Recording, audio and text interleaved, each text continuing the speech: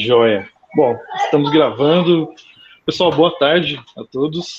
Eu sou o professor Edson, sou professor do Departamento de Informática da Universidade Estadual de Maringá. Que bom que vocês estão aqui conosco. Hoje a gente tem uma convidada especial hoje aqui nas palestras que a gente vem aos pouquinhos fazendo aqui no programa, né, a professora Kátia.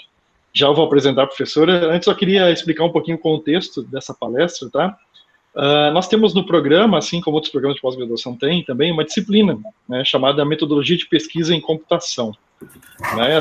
Nessa disciplina, a gente tem um teor mais sobre escrita de artigo, leitura, elaboração de textos, normas, esse tipo de coisa, que são normalmente conteúdos que a gente vê na graduação, né, mas que na pós-graduação para a gente é muito importante, né, principalmente porque vai se desenvolver dissertações e teses e artigos durante, né, o curso.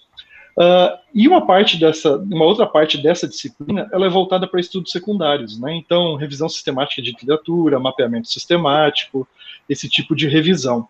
Né? Como a gente não tem uma carga horária muito grande, muito extensa para essa disciplina, a gente tem feito agora convidar pessoas que tenham conhecimento e que estejam pesquisando e atuando diretamente com formas de estudos empíricos, engenharia de software, principalmente, né? Mas que a gente sabe que esses estudos podem ser ampliados para outras áreas da computação. Tá? Então, nessa nossa primeira tentativa, a gente convidou a professora Kátia para falar sobre o tema que é pesquisação, Action Research, né, que é uma metodologia bastante interessante para a gente avaliar nossas teorias, ferramentas e tudo aquilo que a gente vem produzindo durante os nossos cursos de pós-graduação, stricto sensu, né, mestrado e doutorado. E aí, para complementar também esse conjunto aí de conteúdos, né, já que a gente não consegue trabalhar tudo isso em sala de aula. Então, a ideia, né, é ir convidando esses professores para trazer o que tem feito de pesquisa e falar um pouco sobre o assunto. Né? É um conteúdo mais didático, digamos assim, para ensinar mais, né, e um pouco do que tem sido feito, né, nos últimos tempos aí pelo palestrante, pelo professor. Tá? Então, já quero agradecer a professora Kátia por ter aceitado o nosso convite. Eu convidei a Kátia e rapidamente ela já aceitou, falando, nossa, que legal, vamos falar sobre o assunto sim. Né? E aí já deu tudo certo, a gente já, rapidinho, em 1, 2 dias, já combinou o dia, o horário, tudo certinho e deu certo. Né? Então, obrigado, Kátia, por você ter aceitado o convite. Tá? Vou fazer uma leitura rapidinha aqui da biografia da professora, tá? E aí eu já passo a palavra para que ela possa começar a sua palestra. Tá? Então, a professora Kátia Romero Felizardo possui pós-doutorado e doutorado em Ciência da Computação e Matemática Computacional pela USP de São Carlos. Né? Ela fez mestrado em Ciência da Computação pela Federal de São Carlos, na UFSCar. Foi professora da Universidade do Oeste Paulista, UNOeste, da Universidade Estadual de Londrina, UEL, e da Universidade Estadual do Norte do Paraná, UNP. Atualmente é professora da UTF-PR, no campus de Cornélio Procópio. Né? Tem experiência na área de Ciência da Computação, com ênfase em Engenharia de Software Experimental, atuando principalmente nos seguintes temas: estudos secundários, e aí inclui revisão sistemática e mapeamento sistemático, e outros assuntos totalmente relacionados a esses. Tá? Então, Kátia, muito obrigado novamente por a tua participação, por atender aí essa nossa demanda que a gente tem para os alunos aí, também sabendo um pouquinho mais sobre o tema, então fica à vontade aí para você começar, tá bom? Obrigada pelo convite, é sempre muito joia poder estar colaborando aí com vocês, que a gente sempre está colaborando em banca, então é sempre um prazer estar aí colaborando com vocês, tá? Deixa eu só abrir aqui a apresentação. Ok. Como eu vim aqui para a apresentação, eu perco vocês, tá? Então, se precisar corrigir alguma coisa, vocês só abrem um áudio que eu não vejo mais a tela. Tá, bom, eu estou acompanhando aqui, Kátia, tá? E aí, se o pessoal escrever alguma coisa, pergunta, quem tiver pergunta pode escrever ali ou no final, depois ligar o microfone. Tá, ok. Quando o Edson me convidou para falar de pesquisação, eu achei bastante interessante, porque é um tema que a gente tem atuado bastante ali no programa, né, no PPGI.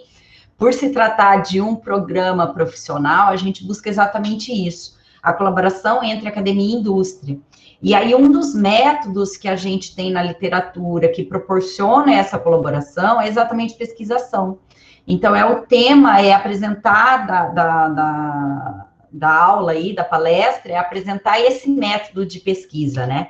Quando a gente fala em pesquisação, vocês vão perceber que a teoria é relativamente simples, o processo, ele é bem simples, os conceitos ali, os princípios são simples, mas você levar isso para a prática, né, para instanciar isso e usar, ele é muito mais difícil do que a gente vai ver aqui na teoria, né? Então, a gente vai passar ali para a definição do método, né? O processo com uma exemplificação, os princípios envolvidos aí com a pesquisação, as dificuldades, as principais dificuldades de se aplicar esse método. E se eu quiser fazer o uso do pesquisação, por exemplo, na minha dissertação de mestrado aí, como que seria uma estrutura de escrita aí para inserir esse método dentro do projeto, tá? Bom, uma definição de pesquisação, ela é uma pesquisa que veio da área social ali, da psicologia, e que a gente tenta fazer sempre a resolução de um problema de forma colaborativa.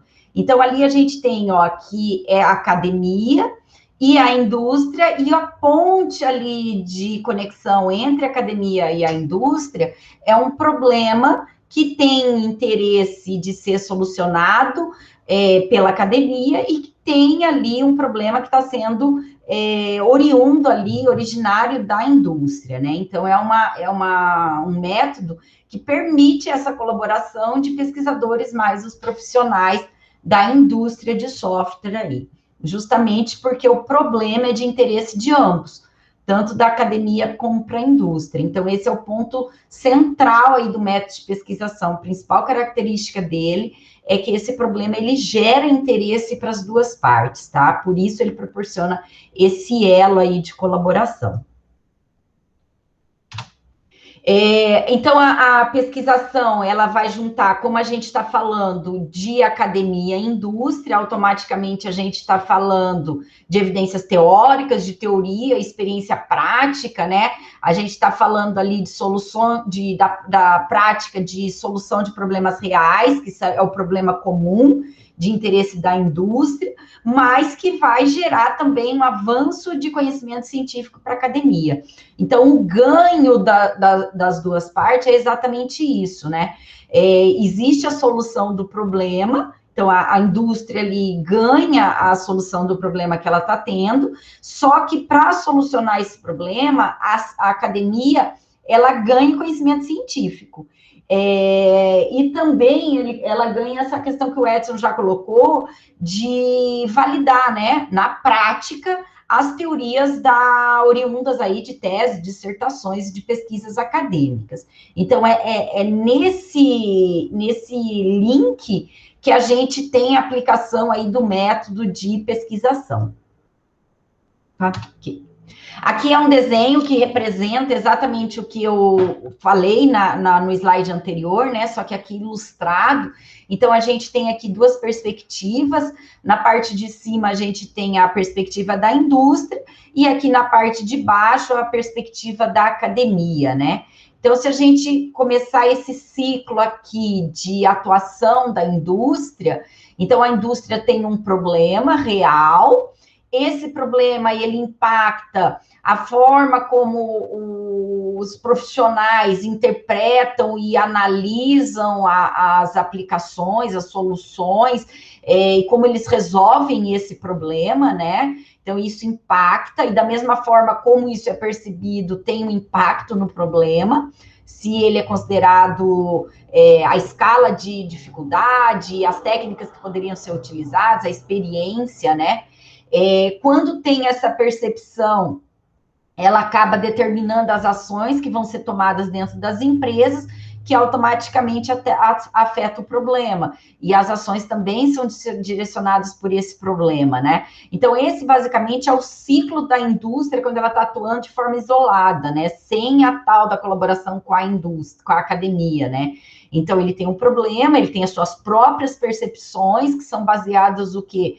Na história da empresa, em dados históricos ali, na cultura dos profissionais, né? Dos relacionamentos entre essa cultura e a história da empresa, que acaba gerando aí as ações que podem levar a soluções ou a outros problemas, né? E aí a gente tem um link aqui, que quando a gente leva esses dados, esses problemas para o contexto da academia, né? Então, a gente traz esse problema através de dados reais, né? Então, o pesquisador vai atuar diretamente dentro da indústria e ali ele vai fazer as observações, entrevista, coletar os dados reais para a identificação desse problema. E baseado na experiência teórica desse pesquisador, na abordagem teórica, nas teorias existentes na academia, né? Então, ele vai coletar os dados, agregando a experiência teórica aqui, né? A literatura existente, ele vai estruturar os dados que foram coletados lá da indústria, vai analisar esses dados e retornar o quê? Uma solução, ou algumas possíveis soluções daquele problema para a indústria. Então, aqui a gente vê de novo, ó, a indústria tem o ganho do aprendizado, que vai guiar as próximas ações, né, e instanciar esse ciclo, então, ou solucionar o problema, que pode estar mudando a percepção como a indústria enxerga as possíveis soluções, que vai determinar outras ações, mas também esses dados, ele vai gerar aqui, ó, um retorno de aprendizado para a academia, com o uso, o aprendizado pode ser tanto a aplicação desses dados, né, reais, no contexto real, então isso gera ali uma validação, ou até mesmo um aprendizado do próprio método, né, do uso e da aplicação do próprio método e refinamento desse método dentro da academia. Então, esse ciclo colaborativo é o que caracteriza o método de pesquisação. Aqui eu trouxe num nível um pouquinho mais concreto, né, desse link entre pesquisa e empresa. Então, do lado esquerdo aqui, a gente tem o ciclo clássico de pesquisa acadêmica. Então, a gente tem um problema, a gente deriva uma questão de pesquisa, essas questões de pesquisas, elas vão gerar um conjunto de variáveis, né? A gente vai coletar evidências, fazer análise dessas evidências, e aí tentar responder essas questões de pesquisa. E aí, por outro lado, a empresa tem um problema real, tem um plano de ação, e esse plano é inserido para ser executado dentro da empresa. E aí, onde que está o link dessa pesquisa com a empresa, né? Então, aqui, quando a gente vai definir o nosso problema de pesquisa, ele está vindo da onde? Lá do problema da indústria. Então, a gente está trazendo para o nosso problema de pesquisa o problema que está ali dentro, acontecendo de forma real dentro da indústria, né?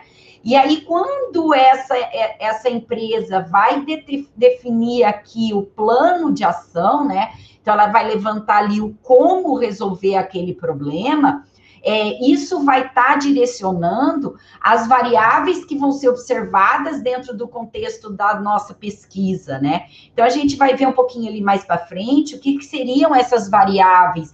Então, um problema dentro da organização, ele pode estar sendo originário de N variáveis ali que podem estar afetando esse problema, né?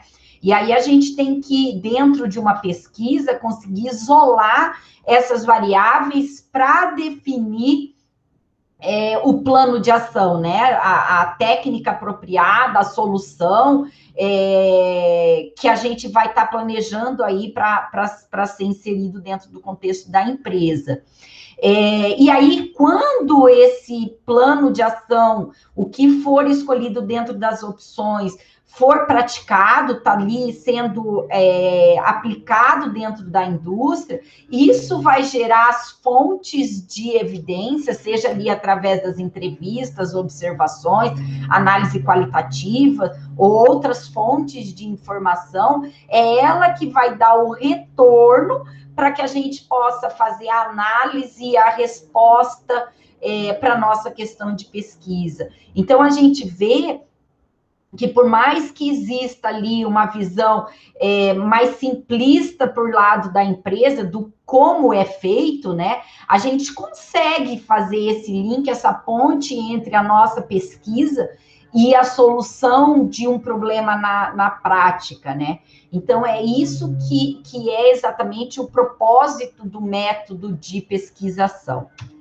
Bom, então, entendido aí o contexto, né, o que é o método, a gente vai passar agora para a definição desse processo. Então, como eu mencionei para vocês, ele é um processo relativamente simples. A gente tem ali o diagnóstico, que é a primeira fase, né, o planejamento, a tomada de ação, avaliação e reflexão. Então, a gente tem 5 etapas ali para a execução desse método, né? Então, a entrada aqui são os dados do problema real, né? A saída, ela gera um novo ciclo do processo, então a gente vê que ele tem uma característica aqui cíclica, né? E a saída também gera, então, conhecimento aqui tanto para a indústria como para a academia, como a gente já viu, né? Então, o diagnóstico, bem alto nível, é a identificação e a definição do problema, né? Então, quando a gente fala identificar e definir, tem diferença, né? Porque quando a gente fala ali em definir, a gente está falando em isolar as causas do problema, a gente tem que conseguir fazer isso para poder atuar em termos de variáveis, em termos de pesquisa.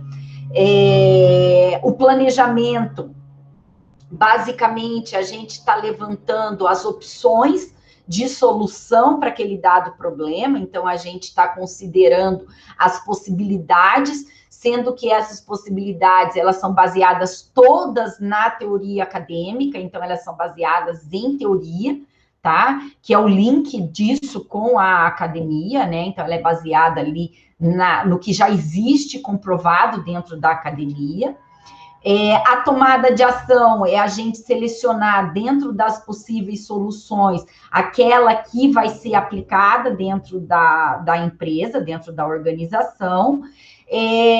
Tendo a aplicação, a gente vai estudar os efeitos dessa ação, né, dessa solução aplicada dentro da organização. Só lembrando que quando eu falo que a gente vai fazer uma avaliação, automaticamente a gente está retomando a questão de métricas, porque eu não consigo avaliar os efeitos de uma determinada ação se eu não comparar dados, né? Se eu não comparar dados históricos do que tinha antes de resultado e o que eu tenho agora, para ver se melhorou, por exemplo, se diminuiu o número de vezes em que eu voltei o artefato para o cliente, o número de erros que o software apresenta depois de uma determinada ação. Então, para eu conseguir fazer essa avaliação, automaticamente a gente está falando aqui de métricas, né, anteriores para fazer a avaliação comparativa. E aí, por fim, a reflexão, que é a gente identificar as descobertas, né, e ter a entrada para fazer um novo ciclo. Então, se precisar ainda refinar e fazer um novo ciclo, que o problema ainda não tenha sido solucionado, ou mesmo, às vezes, a gente pode trocar essa palavra aqui, problema, para uma questão de melhoria contínua, né? Então, não necessariamente o diagnóstico, ele identifica um problema de partida, a gente pode estar falando aqui de um ponto de melhoria, então, definir ações de melhoria, selecionar um ponto de melhoria e estudar os efeitos disso em termos de redução, por exemplo, de tempo de desenvolvimento ou diminuição de custos, né? Ou a inserção de uma nova tecnologia, e aí refletir essas descobertas, tanto no contexto acadêmico, quanto os efeitos apresentados pela tomada de ação dentro da indústria, dentro da organização. Bom, basicamente o processo é esse. Então, a gente viu que é um processo simples, né, cíclico. Eu vou tentar trazer um pouquinho, a hora que o Edson me propôs preparar a questão de pesquisação, né, a temática, eu fiquei pensando em como trazer um exemplo de aplicação da pesquisação para fazer mais sentido, né, para vocês. Então, a gente tem aqui essa figura em que desse lado esquerdo eu tenho as etapas, né, da pesquisação que a gente acabou de ver do processo. Então, aqui eu agrupei as duas primeiras, né, de diagnóstico e planejamento, a tomada de ação, avaliação e reflexão. Aqui a gente tem 4 separações que eu estou identificando como sendo os possíveis ciclos, né, de aplicação da pesquisação. A gente tem aqui cobrindo, né, todo o método, a questão da teoria. Então, a gente tem aqui a teoria acadêmica, embasando toda a aplicação da pesquisação. Então, aqui pode esses métodos existentes, aí as soluções, né, as ações que podem ser tomadas, elas são derivadas ou da aplicação de uma revisão bibliográfica, ou pode-se conduzir uma revisão sistemática, um mapeamento sistemático, uma revisão rápida, uma revisão multivocal. Então, a gente tem aqui uma infinidade de métodos que podem ser aplicados para a gente identificar na literatura as possibilidades, né, as possíveis ações.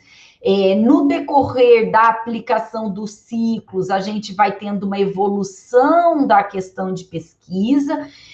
A gente pode começar a aplicação do método definindo uma determinada questão de pesquisa. Logo no início, ali no diagnóstico, na análise dos dados iniciais, a gente já pode ter um refinamento dessa questão de pesquisa. Então, existe naturalmente, como em qualquer trabalho acadêmico, a evolução da questão de pesquisa, até a gente chegar aqui ao final dos ciclos, né? Na análise e avaliação dos resultados, e aí as conclusões aplicadas para a academia, seja para definir novos temas de pesquisa, trabalhos futuros de melhoria desse método, e leva a descobertas que são aplicadas dentro do contexto industrial, tá? Então, é uma outra visão aí do processo, mas eu queria baixar um pouquinho ainda o nível de abstração do como a gente poderia estar fazendo isso, tá? Então, quando eu estou falando aqui, por exemplo, de diagnóstico, né?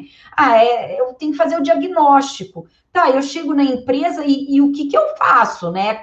De que forma que eu posso estar fazendo esse diagnóstico? Eu elenquei aqui 2 técnicas que a gente poderia estar adotando. A escolha dessas técnicas, como tudo que a gente faz na área acadêmica, ela deve ser justificada por características da empresa, né? O número de profissionais que vão participar dessa pesquisação, já que é uma pesquisa colaborativa, ela tem o pesquisador atuante dentro da organização, mas eu preciso ter a aprovação e a participação da gerência ali, da indústria, né, dentro do método. Então, dependendo do número de profissionais que eu tenho, eu consigo aplicar uma determinada técnica, por exemplo, entrevistas, dependendo, eu não consigo. Se eu tiver dados históricos, eu posso estar justificando a escolha de uma outra técnica, por exemplo, né? E aí, uma das técnicas aqui é o diagrama de Pareto, que ele basicamente fala que 20% dos fatores geralmente causam 80% dos problemas. Então, vamos imaginar que eu chego dentro da organização e recebo ali um conjunto de uma coleção de dados históricos sobre um processo da organização, e aí eu posso estar, por exemplo, sumarizando aí essas evidências, né, esses dados, com o número de ocorrências. Então, imagina que eu vou pegar o número de vezes que um determinado fator ocorreu, e aí eu tenho um gráfico de barras. Então, o diagrama de Pareto falaria que os 20 que tiverem, os 20% iniciais ali do diagrama, né, de barras, os que primeiros deveriam ser tratados dentro do contexto, né? Então, é uma forma de eu começar a fazer o diagnóstico e entender o problema da organização. Então, é uma técnica bem simples, baseada em ocorrência de determinados fatores que a empresa me passar, né? Já se eu tiver um outro contexto, por exemplo, vamos considerar que eu tenha um problema real, que eu chegue lá para fazer uma entrevista, né, com o gerente, então ele começa a me fazer uma descrição desse problema real, e aí ele vai levantando N variáveis aqui, né? Eu acho que esse problema é causado por isso, mas também tem aquilo, então ele vai levantando ali N variáveis na fala dele, que poderiam levar à ocorrência daquele determinado problema, né?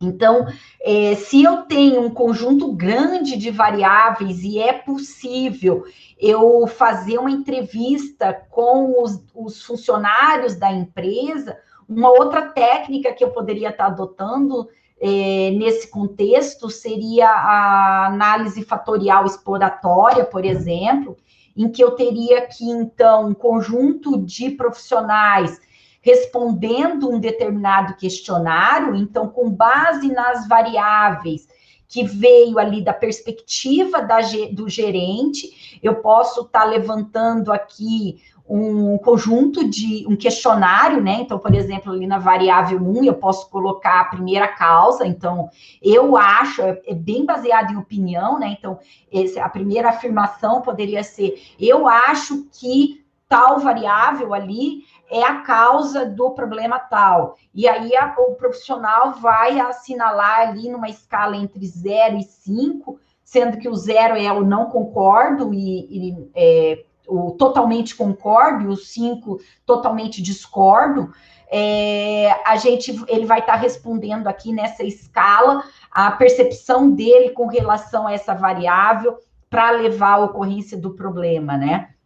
Então, essas variáveis, elas podem ser derivadas tanto da fala ali do gerente, como também eu posso buscar na literatura as causas que podem levar àquele problema citado pelo gerente, né? Então, retendo esse conjunto ali de questionários respondidos, eu posso fazer uma matriz de correlação, né, dessas escalas. Então, vamos supor lá que o profissional A respondeu 2, para a variável ele veio aqui e respondeu 2, na variável 2 ele também respondeu 2, na variável 3 aqui ele respondeu 3, e eu faço essa sumarização aí de todos os respondentes, né? E aí, aplicando, então, correlações, né, técnicas aí estatísticas que gerem correlações, eu consigo fazer com que esse conjunto de variáveis elas sejam agrupadas em fatores que têm correlação, né? Então, eu posso, por exemplo, chegar à conclusão aqui, ó, que a variável 1, 2 e 3, elas têm uma certa relação para a ocorrência do problema. E aí eu posso chegar à conclusão de que a variável 5, apesar do gerente achar, ter uma ideia de que aquela variável afetaria o problema, ela não tem relação ali com outras variáveis identificadas, né? Ela não tem conexão com essas outras variáveis. Então, o que eu vou ganhando com essas técnicas de diagnóstico?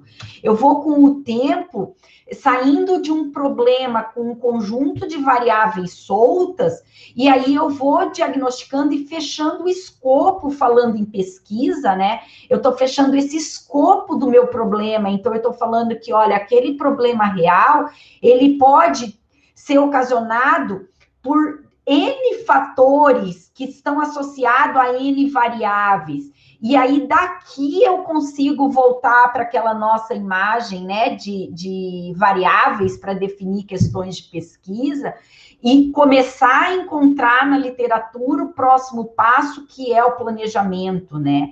Que é a questão de achar soluções existentes na literatura.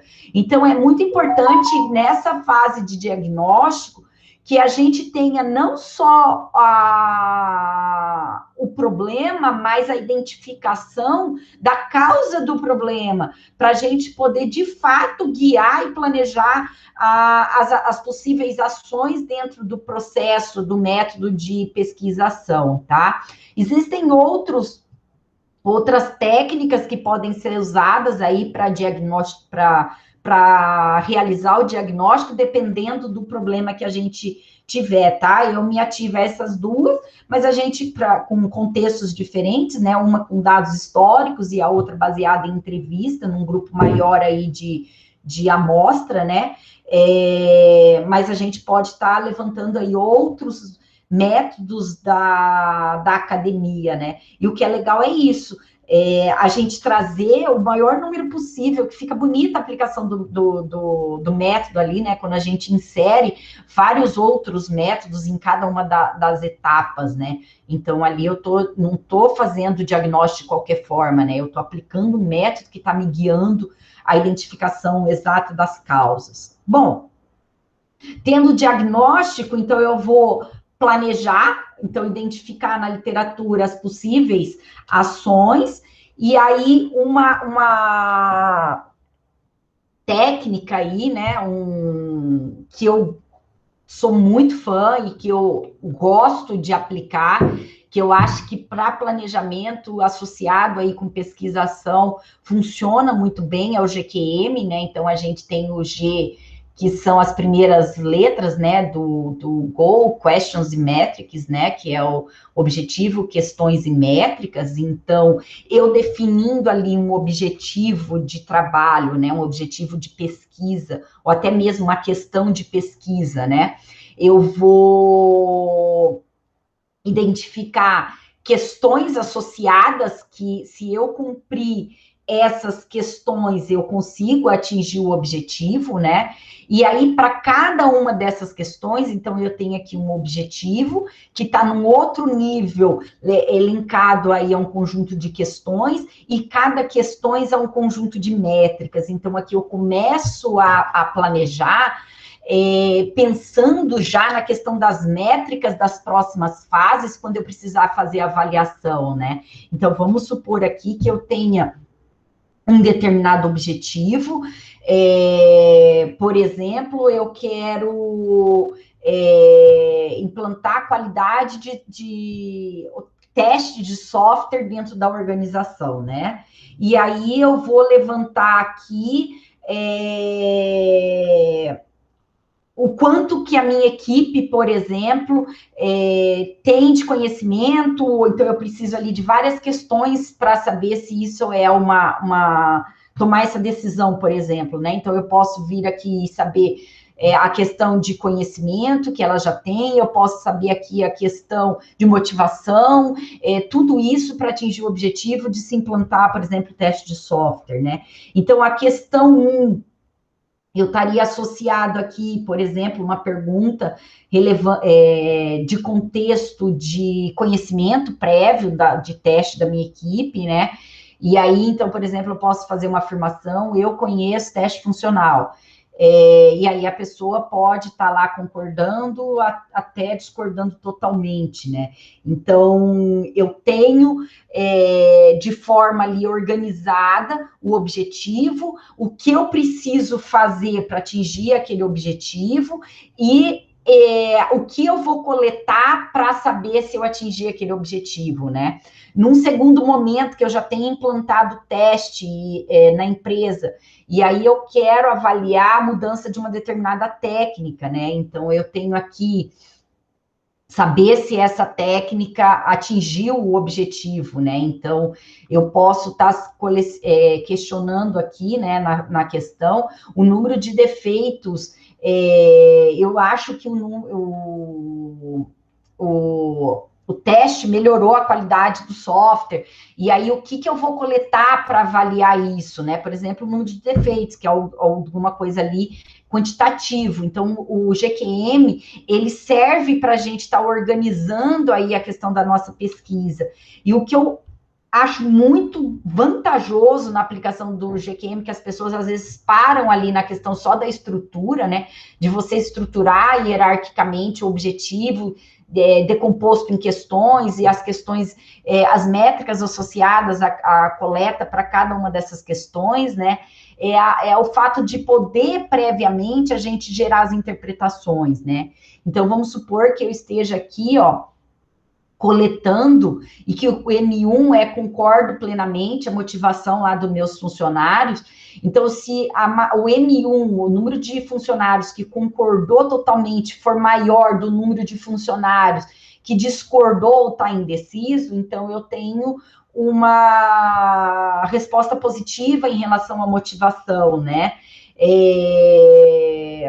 Se eu quiser, por exemplo, estar avaliando lá o conhecimento, né, da técnica de teste. Então, se o pessoal que concorda, que conhece uma determinada técnica, for maior do que os acho que concordam, eles acham que entendem da técnica, mais o conjunto de pessoas que estão indecisas sobre esse conhecimento, e o M2, que é um concordo, é igual ao número de indecisos, eu falo, ó, ok, existe um conhecimento da técnica que eu quero implantar, mas o próximo passo é ainda reforçar em treinamento. Então, eu já ganho aqui o começo da definição das ações da aplicação do método, né? Então, a gente vê que o GQM ele é muito rico em termos de definir ali tantos objetivos, às vezes a gente não consegue uma métrica direta para avaliar esse objetivo, então eu posso decompor isso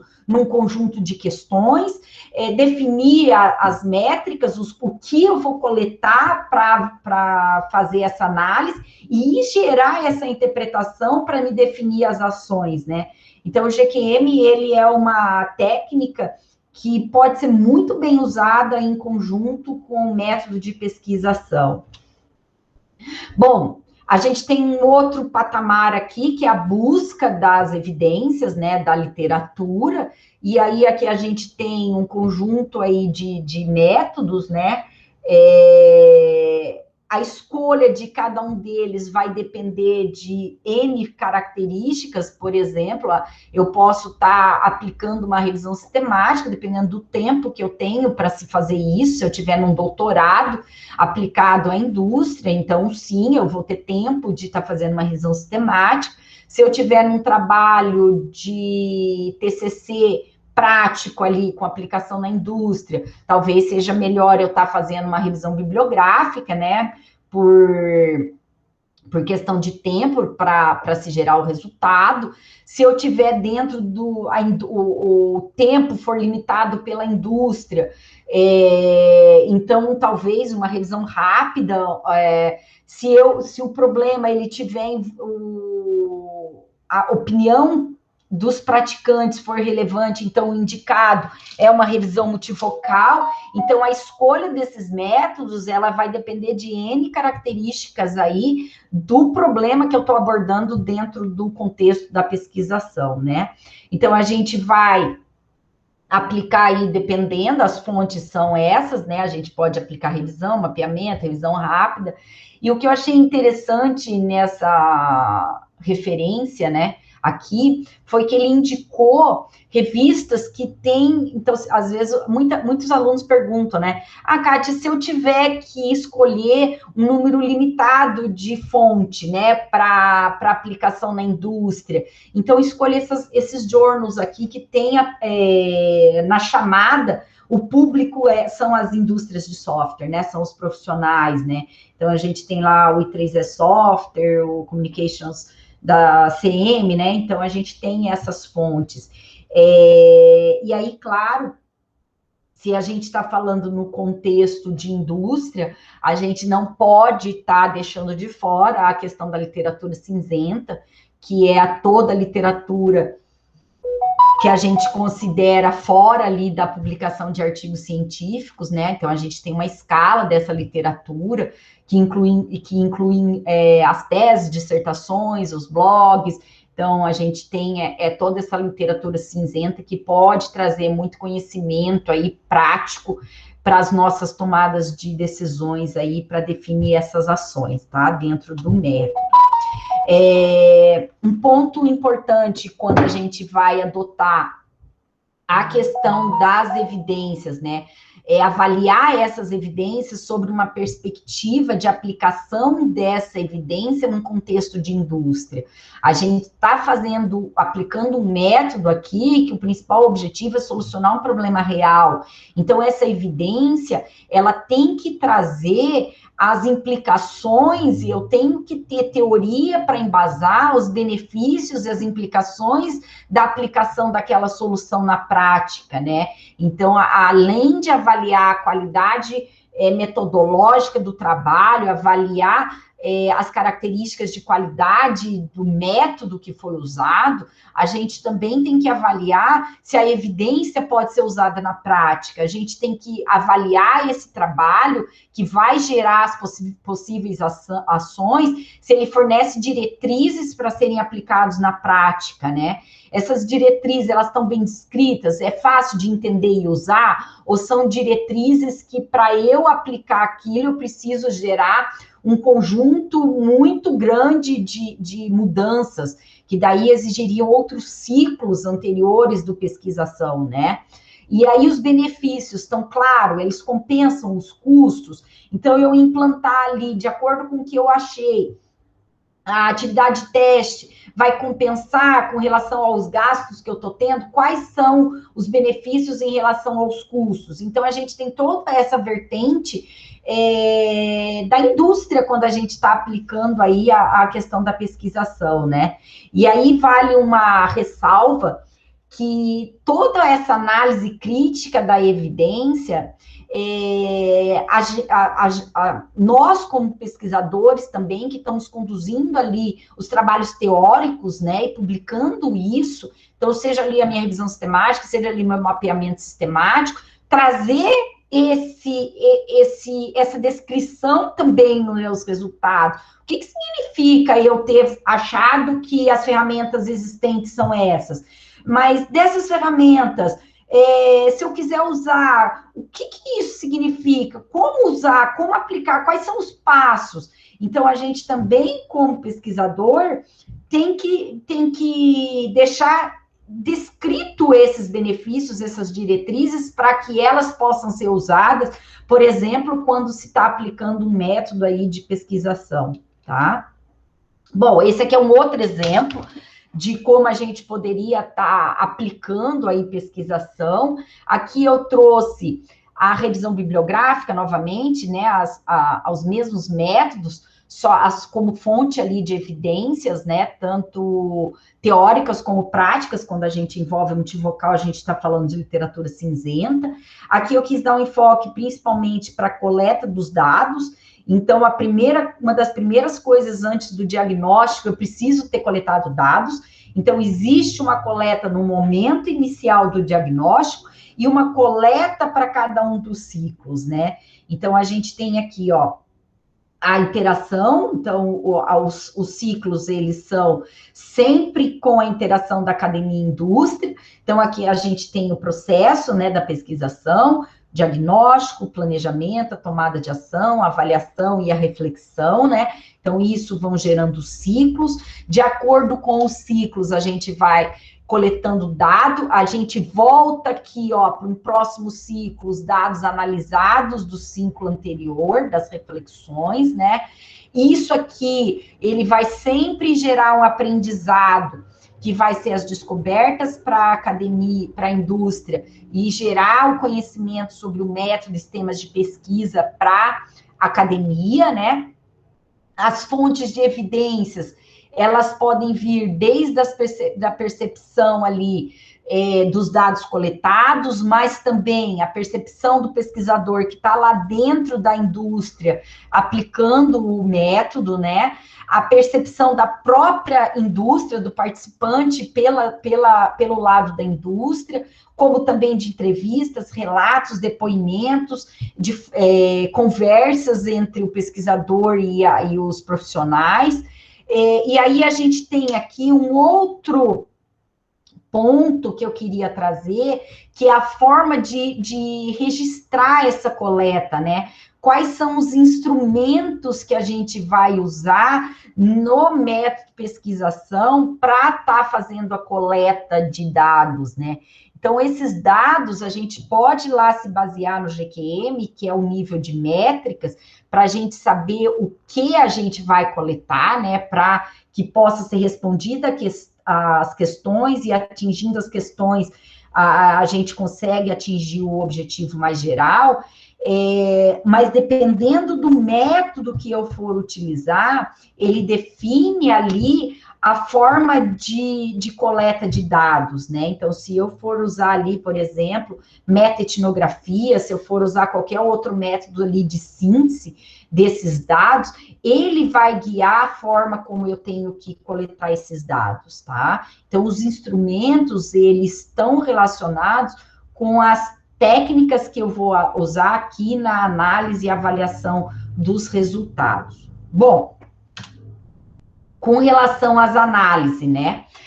O que a gente tem que responder ali na etapa de reflexão, na etapa de eu tenho os dados, apliquei qualquer uma das técnicas existentes na literatura, né?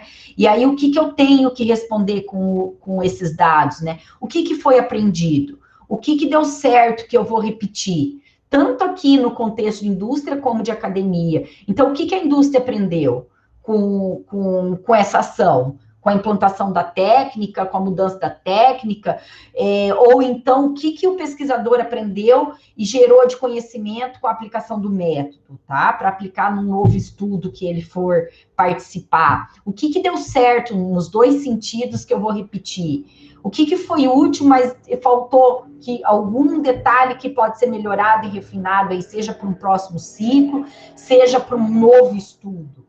Quais foram os erros que eu devo evitar? Então, são as principais aí avaliações que eu faço no final aí da aplicação do método, né? E aí, quando eu vi nessa figura, quando a questão dos ciclos, né? Automaticamente me veio, quando a gente vê aqui esse planejar, agir, verificar, me veio a linkar isso aqui tudo, né? A questão do método de pesquisação com a melhoria contínua, né? Que os ciclos, ele vai gerar melhoria contínua, né? Então, ele tem muita inter-relação com o PDCA, que é algo que vem de indústria. Então, às vezes, para a indústria é mais fácil visualizar apresentando de uma outra forma, né, para eles. Então, a gente tem aqui, ó, que o PDCA, que é uma estratégia de melhoria contínua, né? Então, a gente tem aqui o planejamento que vai ser feito, que seria o diagnosticar o problema ou a melhoria, né? Definir as possíveis ações, e aí colocar em prática, né, a ação escolhida, verificar o resultado, que seria o avaliar, né, comparar com os dados históricos, e o refletir o que deu certo, o que não deu, vou gerar um novo ciclo, né? Então, a gente teria aqui a famosa, né, melhoria baseada em níveis aí, né, de melhoria contínua, aos ciclos do método pesquisação. Então, é uma correlação aí que vem automaticamente quando a gente pensa na aplicação do método, né? E aí, um outro item que me remeteu quando me fala, né, sempre que a gente tem que unir a questão da percepção do integrar, né, o pesquisador mais a indústria, né? Então, quando eu estou falando de percepção de pesquisador, vem ali, na maioria das vezes, dados quantitativos, né? Eu estou falando ali de número de erros, número de redução, aplicar estatística. E quando eu estou falando de indústria, eu posso estar falando ali de dados qualitativos, né, da opinião, experiência dos praticantes, né? Então, como que eu faço se eu tenho fontes de evidências tão distintas e eu preciso chegar a uma solução, né? Eu preciso chegar a uma resposta ali, uma ação. Como que eu faço a união disso tudo? Como que eu integro, né? E aí, uma indicação que eu gosto de estar usando nesses casos é a síntese bayesiana, em que, basicamente, eu aplico três estágios aí dessa síntese, né? Então, eu tenho aqui, por exemplo, ó, eu vou gerar o que a gente vai chamar aqui de probabilidade anterior, a probabilidade e a probabilidade posterior de uma determinada ação, tá? Então, eu tenho que definir por uma determinada ação, tomar uma decisão ali, e aí eu vou fazer isso em 3 momentos. A probabilidade disso acontecer, depois eu vou calcular uma probabilidade, o que a gente vai chamar de probabilidade posterior. Então, nesse primeiro momento da probabilidade anterior, eu vou fazer, definir aqui para um determinado problema, o que a gente chamou ali anteriormente de um conjunto de variáveis, né? Aqui na técnica eles usam o termo características. Então, o que poderia levar à ocorrência do problema, né? Então, eu levantei aqui 3 causas, tá? 3 características. E eu vou entrevistar, então, os profissionais da empresa, né? E aí eles vão me responder, se eles acham que aquela característica, aquela variável afeta, tem impacto, né? Se ela leva ou não. Então, se ele concorda, 0 se ele não concorda. É mais binário aqui a análise, né? E aí, por exemplo, vamos imaginar que tenha participado aí dessa minha coleta de opiniões. Eu vou selecionar, então, claro, quando eu falo de selecionar indivíduos aqui, eu estou falando de pessoas de perfil representativo, né, que tenham conhecimento, ou se eu estou fazendo algum contexto aqui, no caso lá do exemplo de teste, né, o custo, né, de se fazer o teste. Então, eu estou falando de testador, estou falando do gerente, pessoas que tem o perfil ali nessa atividade, né? Então, eu vou coletar, vamos supor que desse meu conjunto aqui, 4 de 5 concordaram que essa é uma variável que impacta naquele problema, então eu tenho que a minha probabilidade de que aquilo é uma causa, por exemplo, é de 80%, né? E aí, o que eu vou fazer? Então, essa é a opinião do que a gente chamaria ali de dado prático, né? De experiência prática. Só que agora eu vou buscar na literatura o que a literatura fala disso. Bom, então eu vou lá e vou pesquisar. Então, se a gente falar em pesquisação, ó, aqui eu estou fazendo o quê? O diagnóstico. Aqui eu estou fazendo o quê? Ó, eu estou definindo a fase de planejamento. Eu estou fazendo aqui na probabilidade, no cálculo da probabilidade da síntese bayesiana, eu estou levantando a literatura. Então, eu vou extrair dados e calcular a probabilidade segundo a literatura, tá? Que é o dado, aqui eu tenho dado qualitativo, que eu transformei isso para uma forma quantitativa, né? Quando eu apliquei o questionário e criei escala. Aqui, agora, eu vou coletar na literatura artigos que falem daquela temática que eu quero resolver, né? Então, aqui, eu dividi por questões de de apresentação, eu tenho os estudos que aplicaram algum método empírico e estudos não empíricos, tá? Então, eu classifiquei esses meus estudos, vamos supor que eu achei lá na literatura 6 trabalhos naquela temática, e o trabalho 1 mencionou que aquela determinada característica tinha relação com o problema.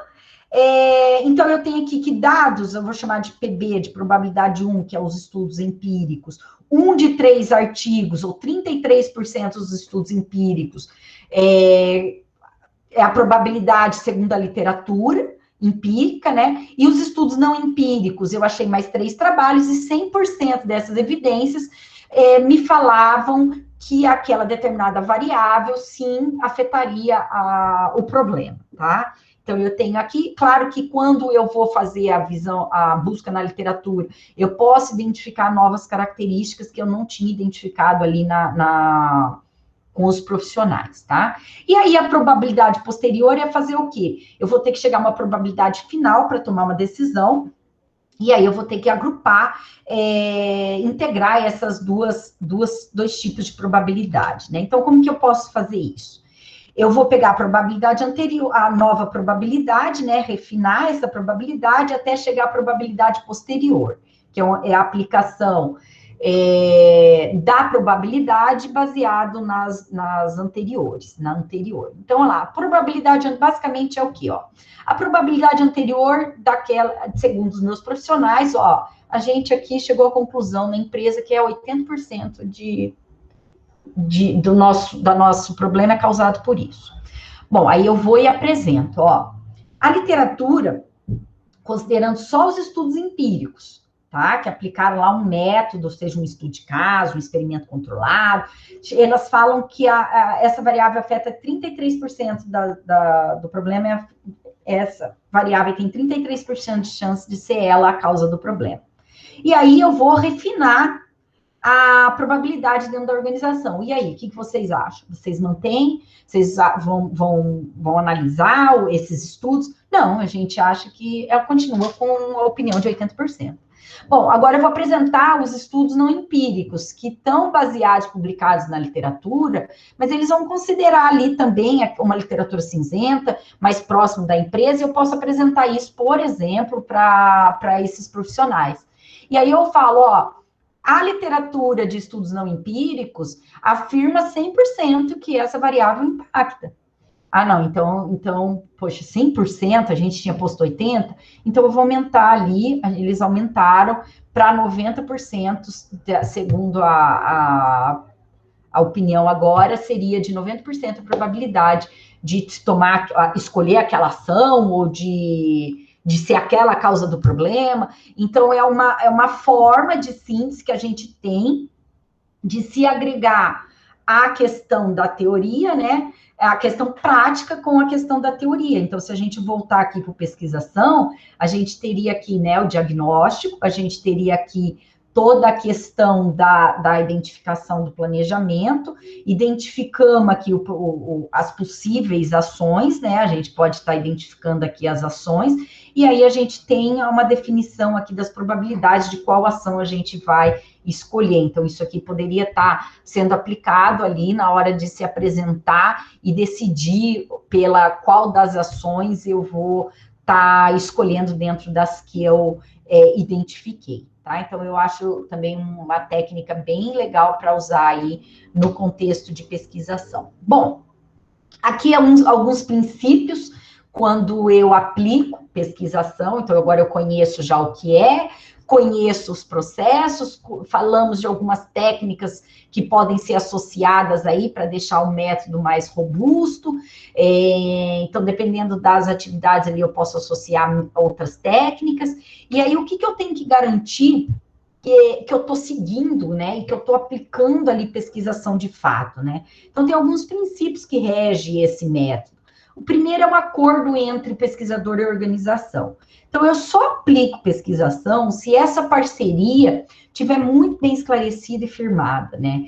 Então, quais são os critérios para eu garantir esse princípio? Então, faça essas perguntas antes de adotar ou depois. Então, aqui a gente pode fazer essas perguntas tanto antes, para saber se caberia a aplicação do método para um determinado problema, como depois para eu avaliar a questão da qualidade da aplicação desse método, né?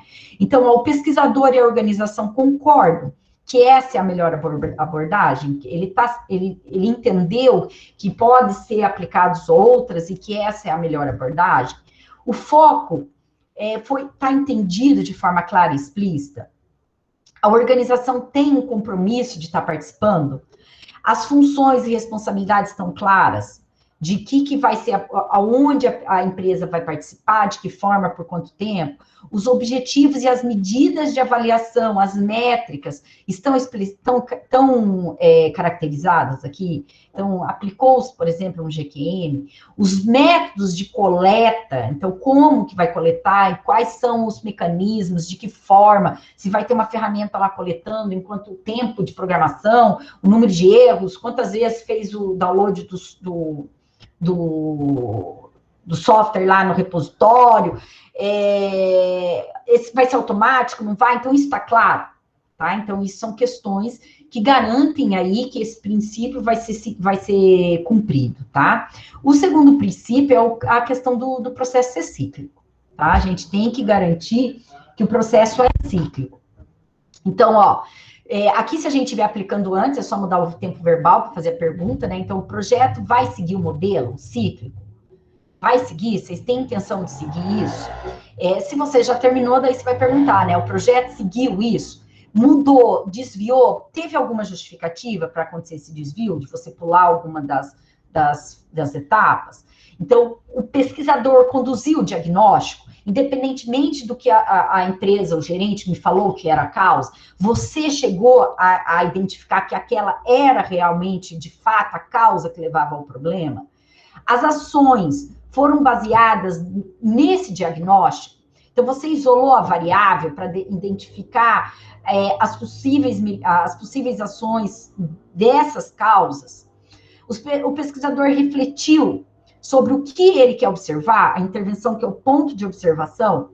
Essa reflexão foi seguida por uma decisão explícita de prosseguir ou não para um ciclo adicional. Então, depois que você terminou e refletiu, você fez esse estágio para iniciar um novo ciclo, uma nova aplicação do método. A saída do pesquisador e a conclusão foi porque cumpriu o objetivo? Ou teve alguma outra causa que justificava isso, tá? Então, isso garante a aplicação do processo cíclico. O princípio da teoria as ações, as possíveis ações, elas são baseadas na teoria, na literatura. Então, as atividades do projeto, elas vão ser orientadas por uma teoria, ou um conjunto ali de teorias. Se você aplicou, a tua ação foi baseada em alguma coisa que veio da literatura, um princípio teórico, o domínio da investigação e a definição do problema foram de interesse para a comunidade e para a organização, tá? Foi usado um modelo baseado na teoria para derivar as causas. Então, você derivou as causas baseadas em alguma teoria da literatura, né? A intervenção seguiu esse modelo, então você aplicou ali, seguindo esse modelo que você definiu, que as etapas que deveriam ser aplicadas segundo a literatura, a solução da literatura. A teoria norteadora que você escolheu ali, o método que você escolheu como solução. Você avaliou os resultados segundo esse método que você usou como solução. O princípio da mudança através da ação, tá? Então, a mudança dentro da organização e dentro da melhoria do método ou geração de novos temas de pesquisa, ela veio da aplicação da ação. Então, o pesquisador e a organização, eles estão motivados para melhorar, tanto resolver o problema ou melhorar o método, ou validar uma determinada ferramenta, ou validar um método. O problema e as causas foram especificadas com base no diagnóstico. As ações planejadas foram elaboradas para resolver essas causas identificadas. A organização aprovou essas ações antes de implementá-las. A situação da organização foi avaliada antes e depois da intervenção. Então, se eu quiser avaliar, eu tenho que ter a avaliação antes e depois, né? O comparativo, né? O momento e a natureza das ações foram documentados, que entra toda naquela questão do formalismo, né? Da aplicação do método, né? De instrumentos de coleta, documentação, né? E o princípio da reflexão, né? O último etapa ali do método. O pesquisador forneceu relatórios para que a empresa, a indústria acompanhasse isso, né, a aplicação. O pesquisador e a organização refletiram de forma conjunta sobre os resultados. As atividades foram relatadas de forma clara, seja num artigo, seja num documento dentro da organização, né? E aí os resultados foram usados nos dois contextos, tanto da organização como do domínio de pesquisa, né? E os resultados foram considerados em termos de aplicabilidade, da sua aplicabilidade dentro da pesquisa. Então, é aquele retorno que a gente tem, né, do método, né? Então, a gente tem que garantir que esses princípios aí sejam seguidos, né, segundo esses critérios aí, essas questões, para se aplicar corretamente aí o método, tá? Bom, algumas dificuldades que a gente pode encontrar na aplicação do método. A primeira é com relação ao tempo.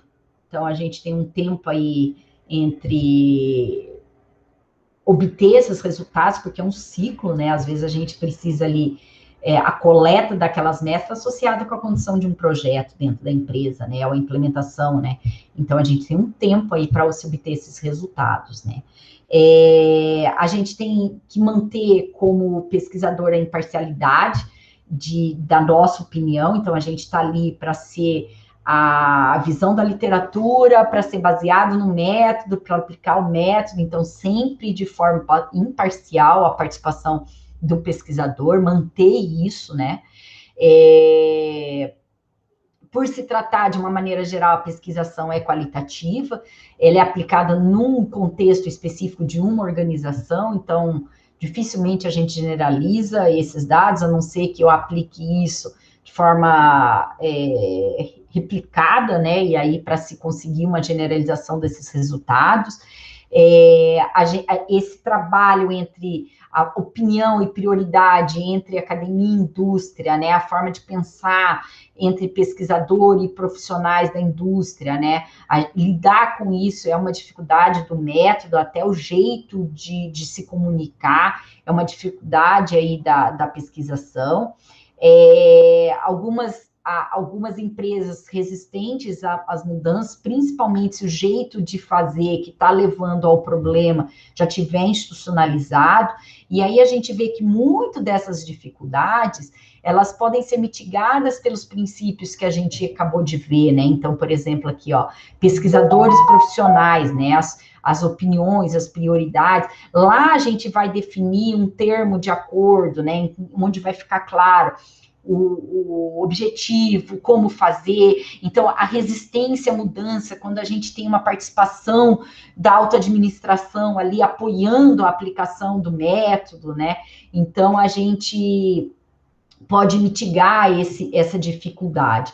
Então, são algumas aí das dificuldades que podem estar associadas com a aplicação da pesquisação. Bom, e se eu decidir aplicar a pesquisação, achei legal, eu quero um trabalho prático, aplicado. Então, aqui é uma sugestão de estruturação de como descrever isso em termos de dissertação, né? Então, a gente teria lá a introdução, os objetivos, os benefícios previstos por duas perspectivas, né? Então, as intenções do pesquisador, a gente vai acabar descrevendo mais formalizado em termos de uma questão de pesquisa, variáveis, hipóteses, e os benefícios que a gente espera para a indústria, a gente pode estar descrevendo de uma maneira mais descritiva, né? E aí, a gente vai fazer todo o levantamento aqui da literatura para embasar toda a aplicação, né? Então, a gente vai apresentar ali no capítulo 2 o que a gente fez lá na parte de planejamento, né? Então, a gente vai, além de apresentar os métodos que poderiam ser usados para solucionar o problema, A gente vai explicar como foi, né, o diagnóstico, como que foi, quem são os participantes, a empresa, descrever o perfil, né, as práticas que eram usadas antes da pesquisação, e o foco de interesse ali da aplicação, né? E aí pode vir num outro capítulo a apresentação já dos ciclos, né? E aí, para cada ciclo, manter a apresentação segundo o próprio processo.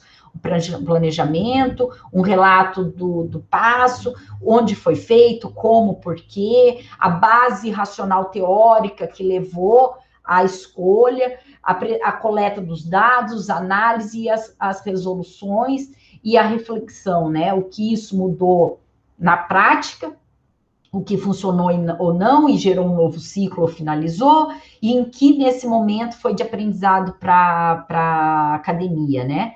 E aí, por fim, na conclusão, sempre destacar ali as recomendações que se teve ali para a prática profissional e o aprendizado da aplicação do próprio método. Então, é uma sugestão aí do como a gente apresenta isso que a gente fez em termos de trabalho acadêmico, né?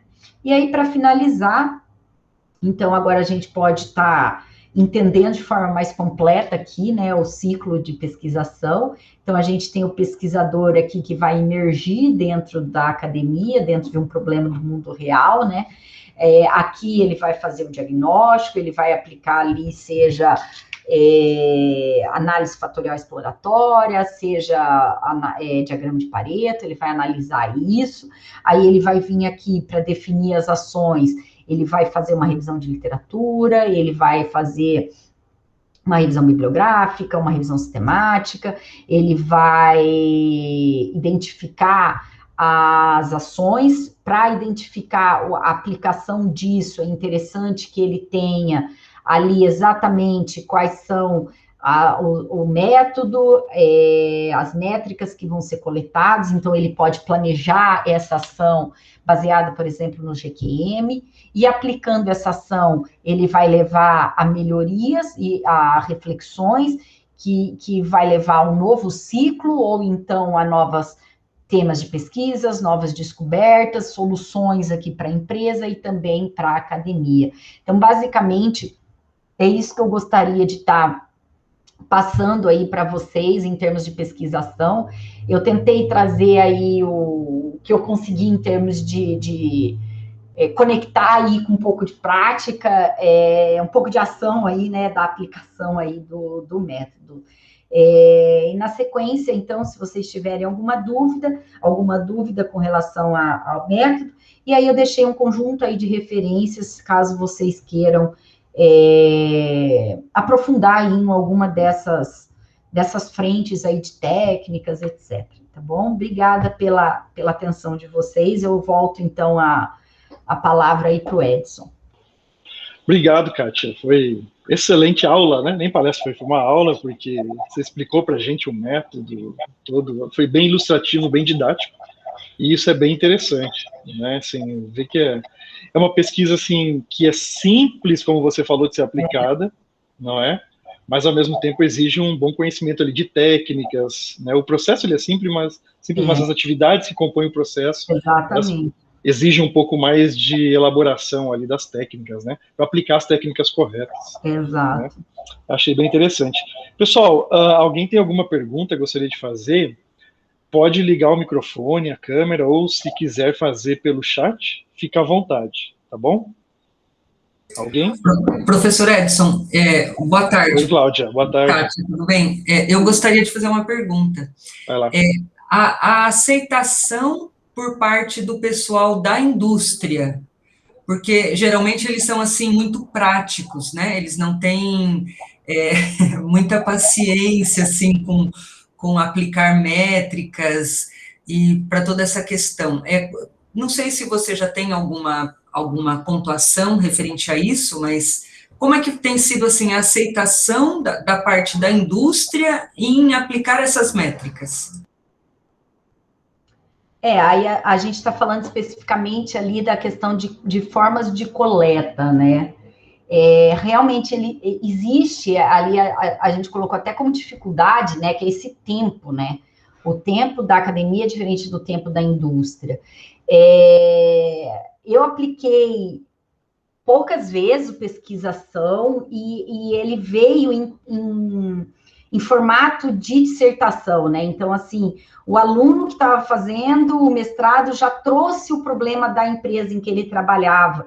Então, a aceitação foi tranquila, porque o problema já vinha de interesse da organização. Então, eu não fiz esse contrário, de ir na empresa e fazer, para estar sentindo essa questão da aceitação, Cláudia.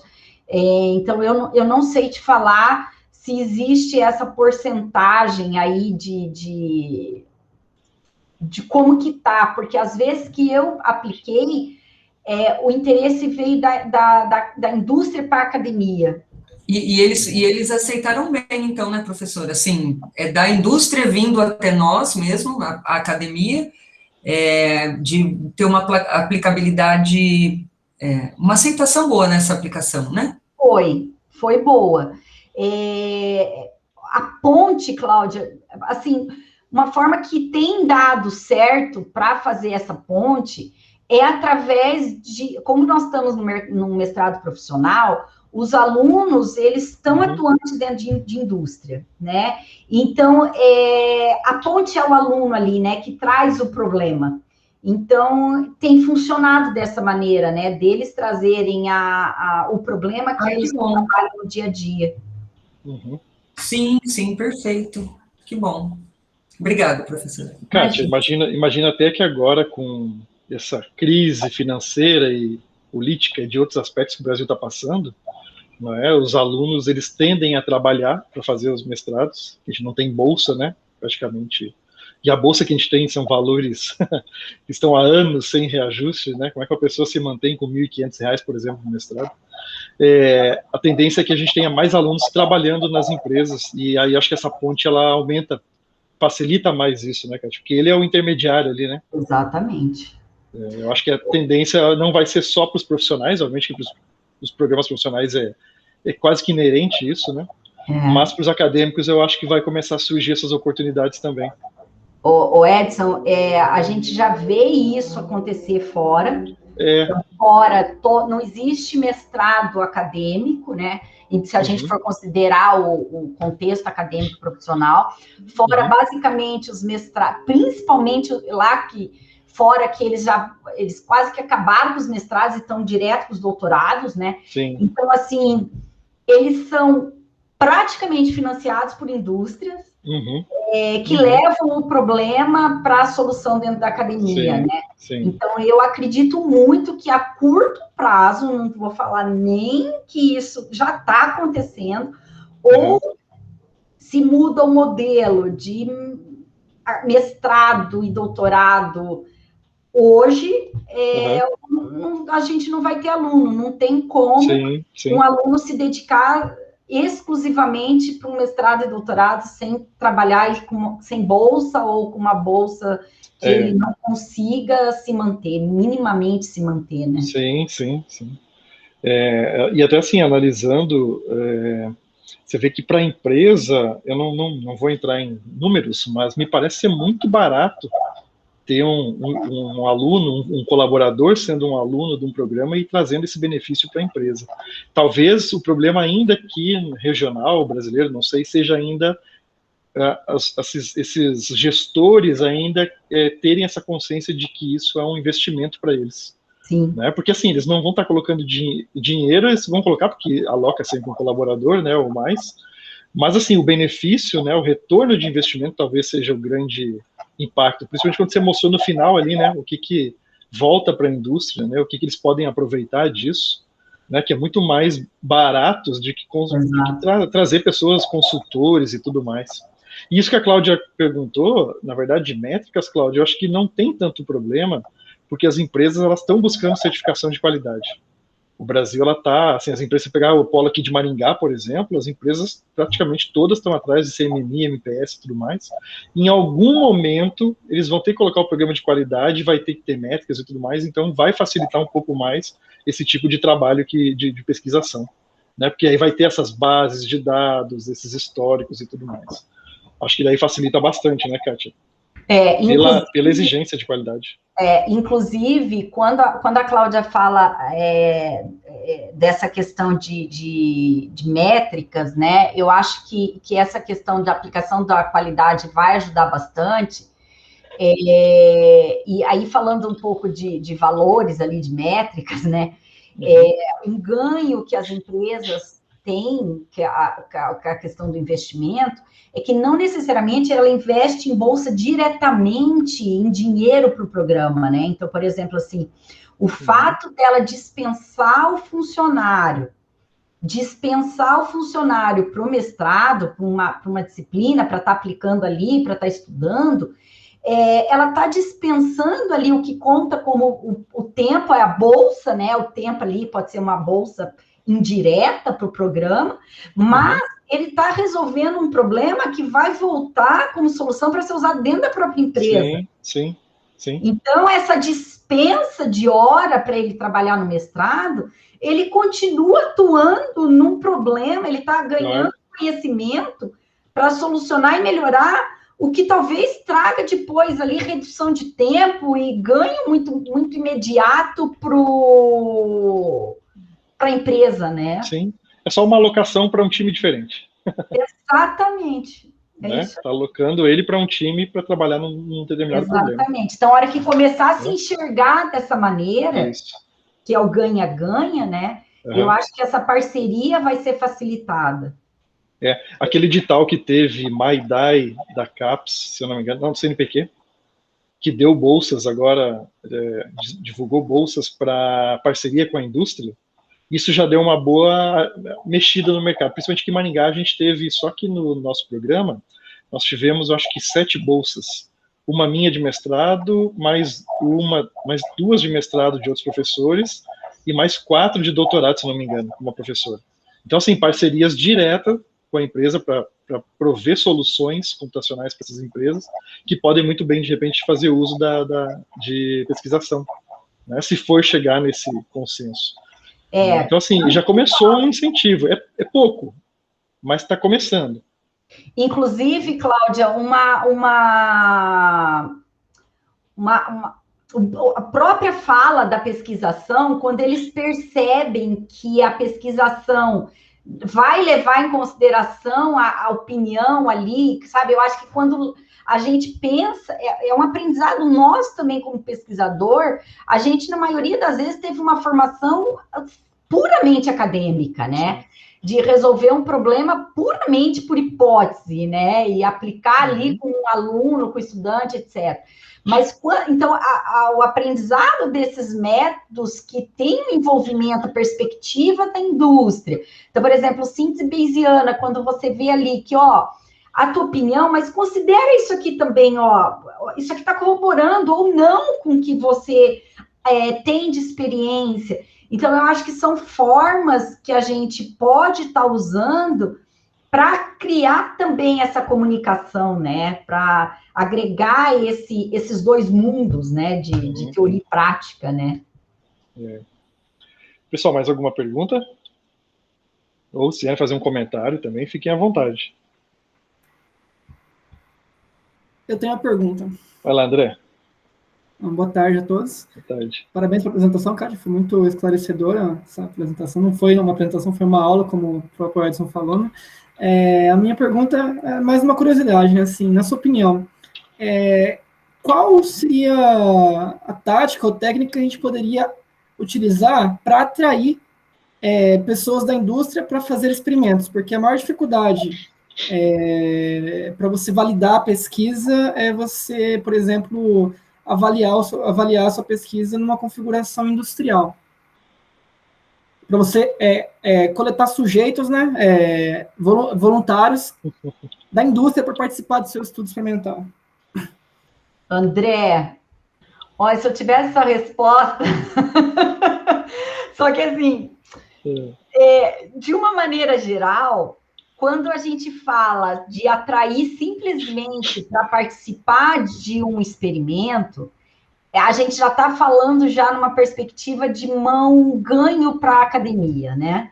Então, assim, a empresa não vai alocar um funcionário dele ali, que se você pegar em horas, às vezes precisa, de um testador, de um especialista ali, um profissional capacitado, para deixar de trabalhar no projeto que ele precisa entregar com deadline, para participar de um experimento que não tem um retorno, para gerar conhecimento para a indústria, entendeu? Então, assim, se eu tivesse que usar alguma abordagem, você tem que ter algum retorno em termos de aprendizado. Olha, para participar do experimento vai ser dado um curso sobre uma técnica que eles têm interesse de que a equipe aprenda, então é um curso que a equipe aprenda. Então tem que ter sempre igual pesquisação, né? A empresa ganha com a resolução do problema, uma melhoria, e a academia ganha, sendo que eu estou ali validando a técnica, ou eu estou coletando dados, ou eu estou validando o próprio método de pesquisação. Então, eu acredito, André, que para se ter essa conversa, a gente tem que ter... E eu acho que o ganha-ganha, que tanto se fala, é a motivação, e isso eu vejo em todos os aspectos. Por exemplo, a hora que você vai orientar um mestrado, a hora que você vai orientar um doutorado. Se não vier um tema que você está apaixonado ali, que você quer buscar junto, que você quer trabalhar, não é o mesmo trabalho. Então, assim, a motivação tem que estar dos dois lados sempre, para funcionar, né? Sim, a motivação da minha pergunta foi que tem projetos na Europa que eu colaboro com alguns pesquisadores em York, e eles falam que eles criaram várias notações, só que a maior dificuldade para validar as notações é você recrutar, mesmo aquelas pessoas que têm parcerias já formalizadas dentro de projetos, que eles têm dificuldades em encontrar pessoas com tempo disponível dentro da indústria para poder participar dessas validações. Quando se trata de validações mais pontuais, talvez aí uma solução seja o de crowdsourcing, né? De você... quando a anotação, validação de mais pontual, né? Talvez valha o pagar, né, ali para que se seja validado por especialistas, né? Mas tem tarefas que não adiantam, tem tarefas que exigem realmente a participação, né? Mas tem algumas que talvez o crowdsourcing ali possa estar auxiliando de alguma forma na validação por especialista, né? Por externos, né? Obrigado aí pela resposta, porque eu fiquei mais curioso por conta disso. Até mesmo empresas que têm parcerias formalizadas dentro de financiamento aí de milhões de libras, de euros, e têm dificuldade de encontrar sujeitos para participar dos estudos. André, se você pegar na parte experimental mesmo, se a gente for entrar nesse nem a Kátia está falando, coisas pontuais, aí você tem um experimento para rodar, para validar alguma coisa, eu sei de pelo menos 5 artigos e revistas de alto impacto que discutem o uso de estudantes, tá? Validando o uso de estudantes. Por quê? Porque é difícil conseguir recrutar essas pessoas, não é? Então, assim, hoje em dia, acredito assim, se você quer fazer um experimento com uma amostra grande de participantes, talvez fique difícil. Aí você tem que recorrer também a estudantes. Agora, se for uma coisa bem pontual e mais para o lado qualitativo, você pode prezar aí por uma amostra bem menor, mas que tem o perfil que você quer, né? Então depende de como é que você vai querer fazer essa avaliação, pelo menos eu vejo dessa maneira, né? E quando eu comecei a ler esses artigos que discutiam sobre estudantes, eu me convenci de que as pessoas hoje em dia dificilmente elas podem invalidar a tua pesquisa porque você usou estudantes e não usou, por exemplo, pessoas... Eu li alguns dos artigos que você mencionou também, validando, né, desde que você adote uma série de critérios para você balancear os grupos, que você garanta a ausência de bias, né? Toda a questão de aleatoriedade da experimentação e tudo mais. Você faz não é fácil, não. Teve resposta, o que você pode fazer, né? Você tá... Uma coisa interessante, talvez, é que nem a Kátia falou, do crowdsourcing, né? Pega aí e paga para essas pessoas um valor ali só simbólico e tudo mais, e transforma isso numa filantropia, por exemplo, né? Porque daí você pega esse valor aí, que seria pago para eles, mas reverte isso para uma instituição de caridade, daí as pessoas começam a ver isso muito bem, né? Sim. Mas enfim, tem tanta coisa. Pessoal, a gente está chegando aqui a 1h30 já da palestra, assim, muito boa, né? Dá para a gente discutir um monte de coisas. A gente tem tempo para uma última pergunta, se alguém tiver. Eu tenho um monte de pergunta aqui, Kátia, mas eu vou depois eu mando para você por e-mail aí, mas eu, assim, só quando você mostra o processo ali, eu já vi um monte de coisa ali que daria para fazer, né? Experimentação contínua, aquela experimentação sistemática, que o pessoal da Alemanha usa muito. Você tem vários experimentos sendo rodados ali, estatística e tudo mais. E aí, isso é uma coisa que ajuda bastante, porque a estatística, ela convence as pessoas. Você falou que ali no final pode ser que você tenha problemas ali de divergência de opinião, né? Mas a estatística, esses dados coletados, eles acabam fazendo essas pessoas pensar melhor, né? Então, assim, tem um monte de coisa ali que daria para fazer ali, que eu vi, que acho que é interessante. Né? Até assim, talvez, eu não sei se você já conhece algum estudo, né, em que dá para se fazer um mapeamento dos ciclos da pesquisação, de repente com as sprints de desenvolvimento, porque vai ter pessoas envolvidas, por exemplo, de alguns times que vão ter que dar um feedback ou participar do processo, ali os participantes mesmo, né? Então, de repente, isso já está alocado dentro do tempo ali, de a cada 2 semanas. Ali, para montar a aula, eu fui mais igual, por exemplo, o link ali com pesquisação, com PDCA, mas tem N outros modelos ali que a gente consegue mapear, né? Então, por exemplo, a própria engenharia de software baseada em evidência, em que você tem ali levantamento de a questão de pesquisa, levantamento de evidências, né, da sumarização e tal, dá um mapeamento. Então, assim, eu acho que dá para mapear isso com uma infinidade de métodos aí, né? Porque daí talvez convença melhor, muitas vezes, até as lideranças nas equipes de desenvolvimento, né? Sim, talvez se você levar como PDCA, que eles talvez veio da gestão, né, que é seja comprado ali melhor, né, em termos de... A ideia, A ideia, ao invés de colocar o termo, né, pesquisa, né, Pessoal, mais alguma dúvida? A gente encerra com mais uma pergunta? Acho que o pessoal tá tímido. Bom, a Kátia depois, Maria, vocês conhecem aí, ou se a Kátia quiser deixar o contato dela aqui no chat também, vocês fiquem à vontade para entrar em contato com a Kátia. Mandei o slide para o Edson, lá pode entrar em contato. Eu vou colocar disponível os slides e o vídeo da apresentação hoje aqui. Eu coloco no meu canal do YouTube mesmo, que nosso programa acho que não tem canal do YouTube. Mas eu coloco lá e deixa eu colocar só o link aqui para vocês, que daí vocês podem procurar o vídeo lá. Tá blogueira? Uns 2 dias. Tô colocando lá algumas coisas, mas se o pessoal quiser achar, fica mais fácil. Tá? Daqui uns dias pode procurar que tá lá. Aí eu aponto para os dados da Kátia ali e tudo mais. Ou se a Kátia quiser colocar também disponível, não sei. Não, eu não tenho. Não tem? Tá bom. Tá bom. Pessoal, obrigado pela presença de todos. Kátia, obrigado novamente. Obrigada. Tá bom? Pessoal, um abraço para vocês todos. Até mais. Tchau, tchau. Muito obrigada. Foi muito bom ter participado. Tchau. Boa tarde. Tchau. Valeu. Tchau, tchau. Tchau, André. Tchau, Kátia. Tchau, Edson. Tchau, pessoal. Tchau, tchau. Tchau, pessoal. Obrigada. Tchau, Cristiane. Tchau.